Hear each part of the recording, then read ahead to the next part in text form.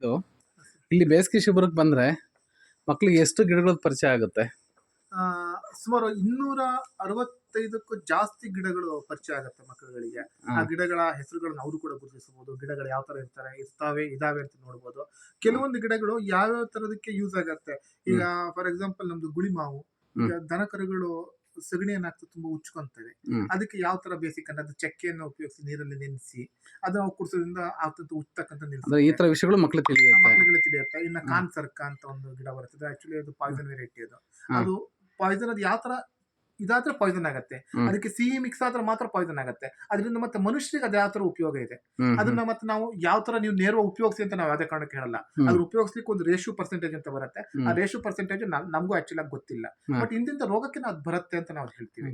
ಹಾಗೇನೆ ಒಂದಿಷ್ಟು foreign variety fruits ಹಣ್ಣುಗಳು ನೋಡಬಹುದು. ಒಂದು 43 ಜಾತಿ ಬಿದಿರುಗಳನ್ನು ನೋಡಬಹುದು. ಸೂಪರ್. ಸಾರ ಎಷ್ಟು ವರ್ಷ ಆಯ್ತು ಶುರುವಾಗಿ? ಇದು 2014-15 ಸ್ಟಾರ್ಟ್ ಆಗಿರ್ತಕ್ಕಂಥದ್ದು. ಸ್ಟಾರ್ಟ್ ಆಗಿ ವಿಳಾಸ ಬಂದು ನಾವೇನು ಸಾಗರಕ್ಕೆ ಹೋಗ್ತೀವಿ ಶಿವಮೊಗ್ಗದಿಂದ ರೋಡಲ್ಲಿ.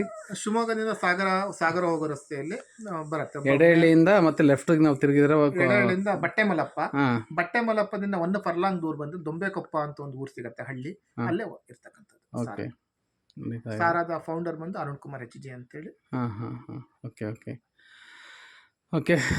ನಾನು ಮುಂದಿನ ವಿಷಯಗಳನ್ನ ಮತ್ತೆ ಕಂಟಿನ್ಯೂ ಮಾಡ್ಕೊತೀನಿ ಅದರಲ್ಲಿ. ಖುಷಿ ಆಯ್ತು. Thank you.